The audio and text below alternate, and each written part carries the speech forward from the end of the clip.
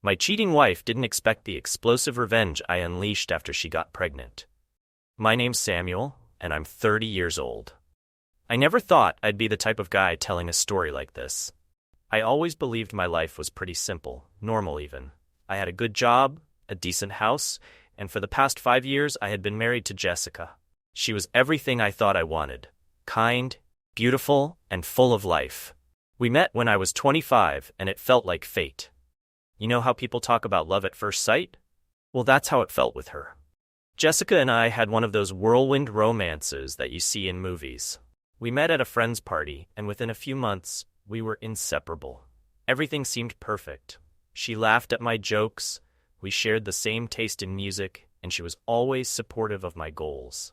I loved how confident she was, how she could walk into a room and instantly have everyone's attention without even trying. For the first few years, our relationship was smooth. We traveled together, spent lazy Sundays watching movies, and we'd often have long talks about our future.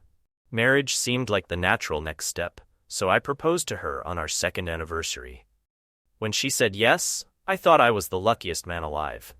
Our wedding was small, just close family and friends, but it was perfect.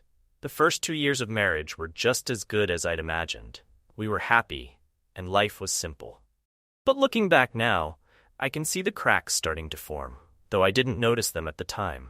They were small things: Jessica staying late at work more often, or the way she would suddenly become distant during conversations.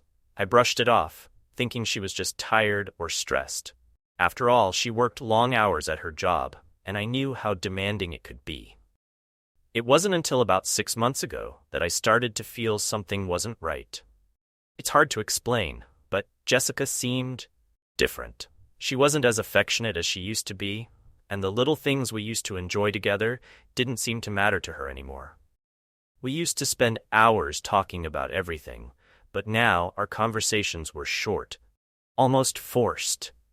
I tried to convince myself that it was just a rough patch, that all couples go through this at some point. But then there were the lies. Small, but they were there. Jessica would tell me she was out with friends, but when I'd ask which friends, her answers were vague. I'd find her texting late at night, and when I'd ask who she was talking to, she'd quickly change the subject. I wanted to trust her. After all, she was my wife, and trust was supposed to be the foundation of our marriage. Still, there was this nagging feeling in the back of my mind that something wasn't right. I didn't want to be the jealous, paranoid husband, so I kept my suspicions to myself. But as the weeks passed, those suspicions grew. I started paying more attention to the things she said, the places she went, and the people she talked to. Something was off, but I couldn't put my finger on it. Then, about 2 weeks ago, Jessica dropped a bombshell. She was pregnant. At first, I was over the moon. I had always wanted to be a father, and the thought of starting a family with Jessica felt like a dream come true. But as the days passed, something began to gnaw at me. I couldn't shake the feeling that something wasn't adding up. It was the way Jessica told me. She seemed excited, sure, but there was a hesitation in her voice, like she was holding something back. And then there was the timing.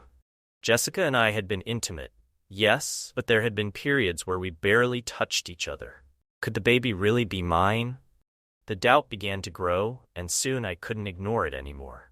I didn't want to believe that Jessica could have betrayed me, but the signs were all there. I had to know the truth, so I decided to investigate. I started small, going through her phone when she wasn't around, but she had been careful. Nothing suspicious there. Then I checked her social media accounts, her emails. Still nothing. But then one night, after Jessica had gone to bed, I noticed something. Her phone buzzed with a notification, and for the first time I saw a message from a number I didn't recognize. The message was brief. "Can't wait to see you again, babe." My heart dropped. From that moment, I knew I couldn't just sit back and do nothing. Jessica was hiding something, and I had to find out what it was. I decided to dig deeper, following her movements, checking where she went after work, and paying attention to the names she mentioned in passing. I became obsessed, and the more I looked, the more suspicious things I found. The cracks in our relationship were no longer small. They were gaping, and I was terrified of what I might uncover. But one thing was clear. I couldn't ignore it any longer. Jessica was keeping a secret, and whatever it was about to change everything. 2 weeks passed since Jessica told me she was pregnant, but those days felt like a blur. My mind was racing, spinning in circles, trying to make sense of everything. The message on her phone, the one from the unknown number, kept replaying in my head. "Can't wait to see you again, babe." That one sentence was enough to shatter everything I thought I knew. I spent hours analyzing every moment, every word Jessica had said to me in the past few months. I kept wondering when it started. Who was he? How long had this been going on? And the biggest question of all, was the baby mine or his? At night, I'd lie in bed next to her, feeling like I was suffocating under the weight of what I knew. Jessica would fall asleep easily, her hand resting on her belly, and I'd stare at the ceiling, unable to close my eyes.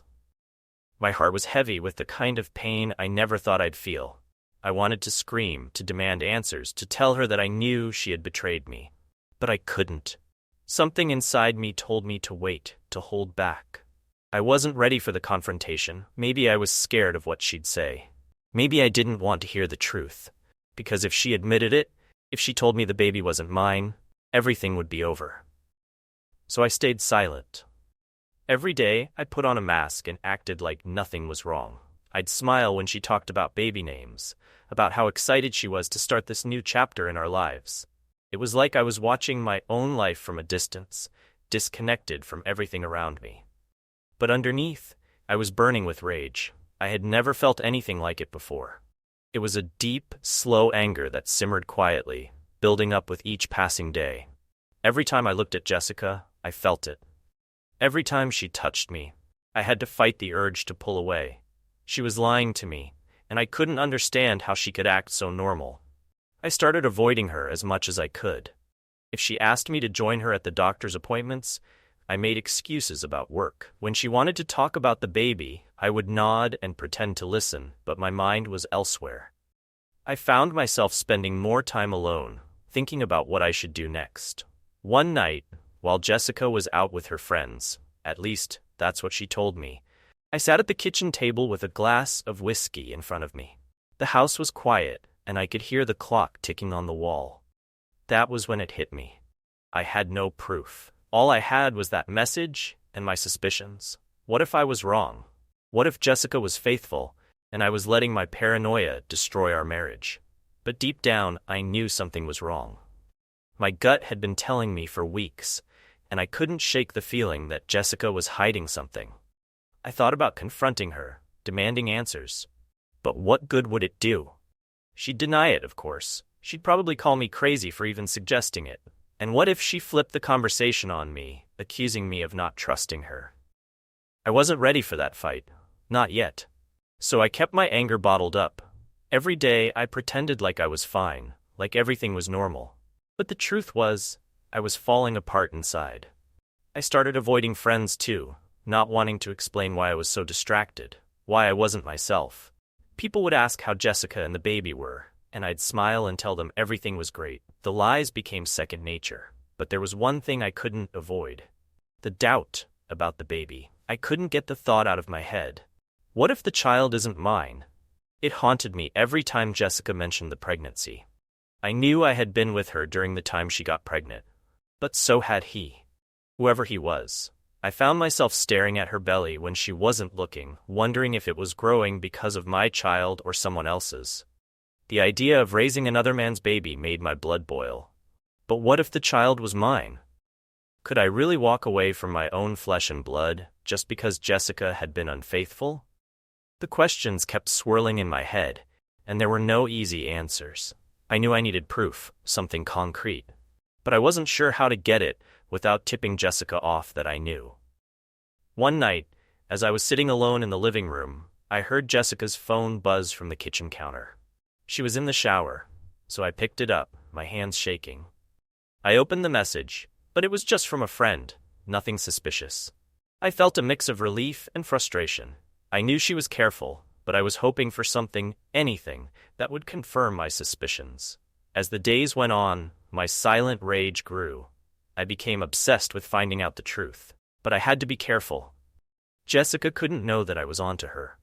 I had to act like the loving, supportive husband, even though I was barely holding it together inside. I kept thinking about how I would confront her, what I would say, how she would react. But no matter how much I rehearsed it in my head, I wasn't ready. Not yet. I needed more time, more evidence. I needed to be absolutely sure before I made my move. And so I waited, simmering in my anger, while Jessica continued to live her lie, completely unaware of the storm that was building inside me. I couldn't take it anymore. The silent rage was eating me alive, and every day felt like a lie. I needed answers, something concrete, something that would prove whether or not the baby was mine. Jessica was careful, but no one is perfect. There had to be a way to find out the truth. One evening, when Jessica was at work, I finally decided to dig deeper. I had already gone through her phone, her social media, and her texts. Nothing there gave me the proof I was looking for. But there was one thing I hadn't checked yet. Her email. Jessica kept her laptop on the desk in our home office, and I knew her password. She had told me once, a long time ago, and I had never thought much about it. I sat at the desk, my heart pounding, and typed in her login details. The email account opened right away, and my eyes scanned the screen, looking for anything suspicious. At first, nothing stood out, just the usual work emails and messages from friends. But then I saw something that caught my attention. An email from a medical clinic, dated just a week after she told me she was pregnant. The subject line read, "Your DNA test results." My hands shook as I clicked on it. The email opened, and I felt my stomach drop as I read the words, "The test confirms that the child's biological father is not Samuel." There it was. The proof I had been dreading but knew, deep down, was coming. Jessica had done a DNA test almost immediately after finding out she was pregnant, and she knew the baby wasn't mine. She knew all along. I sat there staring at the screen, unable to move. My whole world felt like it had collapsed in that single moment. She had lied to me, kept me in the dark, all while pretending everything was normal. She had been living this lie, and now, I finally had the truth. But that wasn't the worst part. The email also listed the name of the real father. David Johnson. I didn't know who he was, but now I had a name. The rage that had been simmering inside me for weeks exploded. How could she do this to me? How could she betray me like this and not say a word? I wasn't sure what to do next, but I couldn't stop myself from digging deeper. I searched her email inbox for any more messages from this David Johnson, and I found a few. They were brief, casual, like they were trying to be discreet. But the content was clear. They had been seeing each other for months, maybe even longer. The more I read, the more I uncovered. Jessica hadn't just been unfaithful. She had been lying about so many things. I found emails between her and David planning weekend trips, saying they had work conferences when in reality, they were spending time together. She had been telling me she was with her friends or working late, but she was with him, and it didn't stop there. As I dug further into her email and social media accounts, I began to discover pieces of Jessica's past that I had never known. She had lied about other things, money, her family, even her job at one point. She wasn't the person I thought she was. Every part of my marriage felt like a lie, built on secrets I never saw coming. It was like I had been married to a stranger all along. The woman I thought I loved, the one I thought I could trust with my life, had been hiding so much from me. I felt completely betrayed, not just by the affair, but by everything I was discovering about her.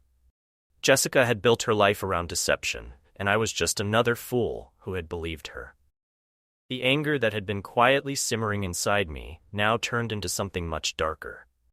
I couldn't let this go. I couldn't let her get away with what she had done. The pain and betrayal were too much. I had to make her pay for this, but I knew I had to be careful. If I confronted her now, she'd deny everything or try to turn the story around. I needed to be smart.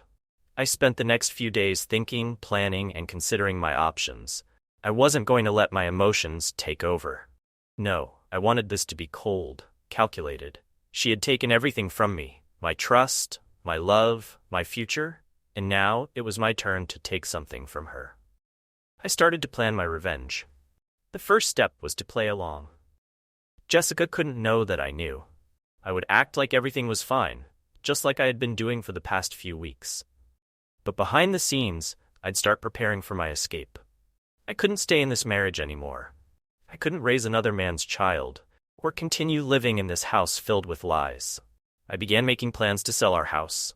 Jessica and I had been talking about moving to a bigger place now that we were starting a family, so it wouldn't be suspicious. I told her I was looking into new real estate options and started the process of selling everything: our house, our car, anything of value. I wanted to liquidate as much as possible, to take all the money and leave her with nothing. I knew I had to be patient. This wouldn't happen overnight. Jessica trusted me, and that was my biggest advantage. She had no idea that I knew about the affair, about David, about the DNA test. As long as I played my part, I could get everything in place without her suspecting a thing. The plan was simple: sell everything, take the money, and disappear. I had dual citizenship in Europe, thanks to my mother's side of the family, and I had always wanted to live abroad. This was my chance. Once the house was sold and the money was in my account, I'd leave. Jessica would come home one day and find everything gone: no house, no car, no husband, and no money. It wasn't just about escaping. It was about making her feel the betrayal I had felt. She thought she could lie to me, cheat on me, and keep living her life as if nothing had happened. But she had no idea what was coming.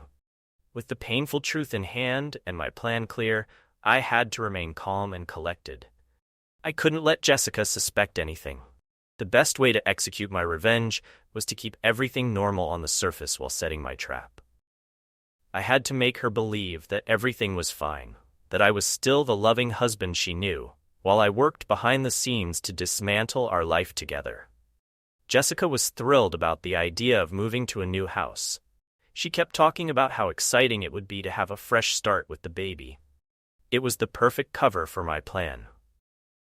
I used her enthusiasm to my advantage, telling her I was looking into new properties and that it was important for us to find the right place for our growing family.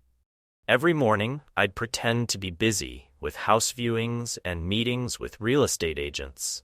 I'd come home with brochures and reports, showing her different options and discussing the pros and cons of each.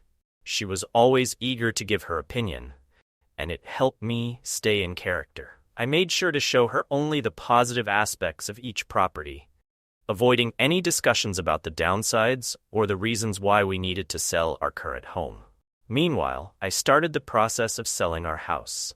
I contacted a real estate agent and began preparing the house for sale.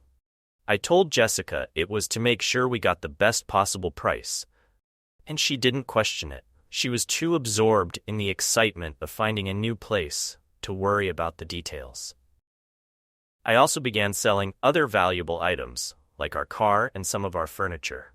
I told Jessica that it made sense to sell the old car since we would need a new one anyway. I made it sound like part of our fresh start, like we were making room for new things that would better fit our new life. She didn't seem to notice that I was selling everything at a rapid pace. Every transaction, every sale was carefully planned.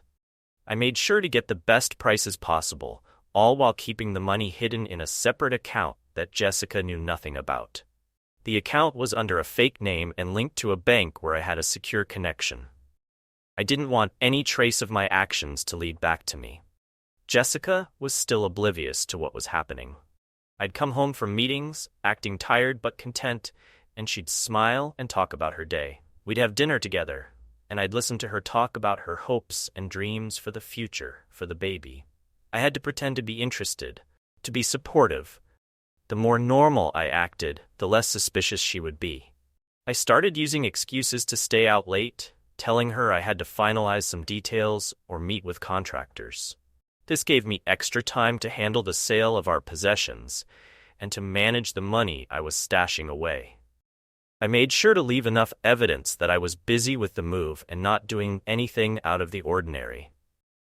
One of the hardest parts was keeping up appearances. There were days when I wanted to confront her, to let out all the anger and pain that had been building up inside me. But I knew I had to stay focused. I had to see this plan through to the end. Jessica seemed to be getting more excited as the days passed. She was picking out baby names, buying baby clothes, and making plans for the nursery. It was like she was living in her own little bubble, unaware of the storm that was brewing around her. To keep up the charade, I joined her in planning. I'd listen to her ideas about the nursery and pretend to be excited about picking out colors and furniture. It was all part of the act, making her believe that everything was going smoothly and that I was just as eager for the new start as she was. As I continued with the plan, I also made sure to document everything. I took notes on the amounts of money I was making from the sales, the dates of transactions, and where the money was going. I wanted to make sure that when the time came, I would have everything I needed to disappear without a trace. Jessica was so absorbed in her excitement about the new house and the baby that she didn't notice the changes happening around her. She didn't question why our house was suddenly looking emptier, or why I was always on the phone with agents and buyers. It was almost like she was living in a dream world, completely unaware of the reality I was creating. I knew that my time was running out. I had to be ready before the house sold, before Jessica had a chance to catch on to what was happening. I had to make sure that everything was in place so that when I made my move, it would be swift and decisive. In the meantime, I kept up the facade of a devoted husband. I did everything I could to keep Jessica happy and to avoid any unnecessary conflicts. I wanted to make sure that when the day finally came, she would be completely blindsided what was about to happen. I had to be patient. The plan was intricate, and every detail mattered. I had to stay focused and calm, even when the anger inside me was nearly overwhelming. Every day was a balancing act, maintaining the normalcy of our life while preparing to destroy it. I knew that Jessica would eventually realize what I had done, but by then it would be too late. I would have everything I needed, and she would be left with nothing but the consequences of her actions. It was my turn to take control, to turn the tables, and to make sure that she felt the full weight of her betrayal. The day had finally come. All the careful planning, the sleepless nights, and the quiet rage had led to this moment. I was about to execute the final step of my plan, and I couldn't afford any mistakes. Everything had to be perfect.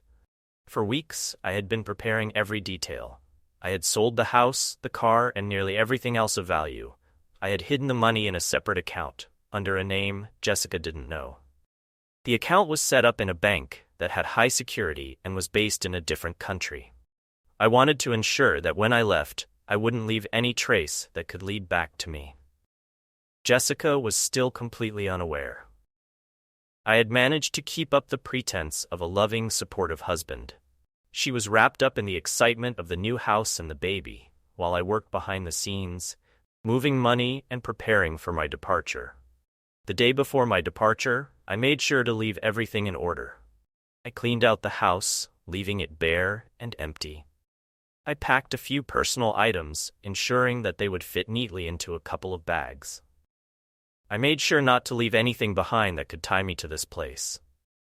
I had also arranged for a moving truck to come and pick up the remaining furniture, supposedly for donation. It was all part of the plan to make it look like I was genuinely preparing for a new start, just as I had told Jessica. Everything had to be seamless, and every detail had to be covered. In the early morning hours, while Jessica was still asleep, I made my move. I carefully transferred the money from the hidden account into another account I had set up, which was accessible only through my secure European bank. I made sure to use every last cent to cover the costs of my new life. I had chosen a small, secluded island in Italy for my escape. It was a paradise, far removed from the life I was leaving behind. The island was known for its breathtaking views, crystal-clear waters, and serenity. It was the perfect place to disappear and start anew, away from the pain and deceit of my past life. Once the money was safely transferred, I packed the last of my belongings and left the house for the final time. I drove to the airport in the old car I had sold, using it as a cover for my departure. The new owner wouldn't question me. It was all part of the act.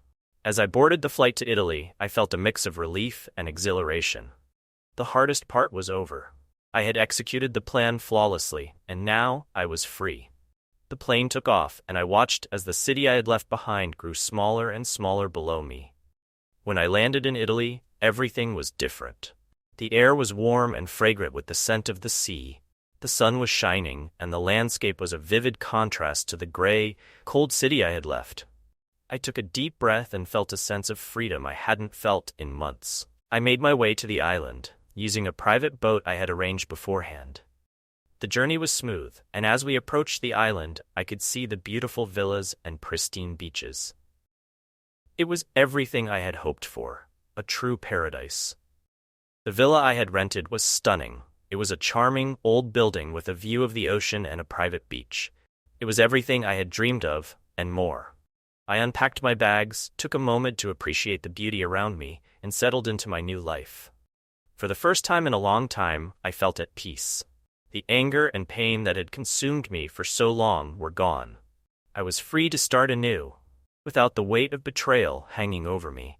I could enjoy the simple pleasures of life on the island, swimming in the ocean, exploring the island's hidden spots, and enjoying the local cuisine. Jessica would never know where I had gone. I had taken every precaution to ensure that my departure was untraceable. I had erased every piece of evidence that could lead back to me, and I had left no forwarding address or contact information. As far as she would know, I had simply vanished. The money I had taken with me was more than enough to secure my new life. I had enough to live comfortably, to enjoy the beauty of the island, and to ensure that I would never have to worry about money again. It was a fresh start, a chance to rebuild my life on my own terms. As I settled into my new routine, I realized that this was the life I had always wanted. The pain and betrayal of the past were behind me, and I was free to embrace the future. I had taken control of my life, and now I was living the dream I had once only imagined. I spent my days exploring the island, enjoying the serene environment, and meeting new people. The locals were friendly, and I quickly found my place in the community. The island became my sanctuary, a place where I could heal and find happiness once again. Looking back, I knew that the path I had taken was drastic, but it was the only way I could reclaim my life. The betrayal had been too deep, and the pain too overwhelming. By starting over on the island, I had found a way to move on, to let go of the past, and to embrace a new future. The island was my paradise, my escape from the world I had left behind. And as I looked out over the sparkling blue waters and felt the warm breeze on my face, I knew that I had made the right choice. The past was behind me, and the future was mine to create. Thank you for watching. Don't forget to like, subscribe, and hit the notification bell so you never miss our next video. See you next time.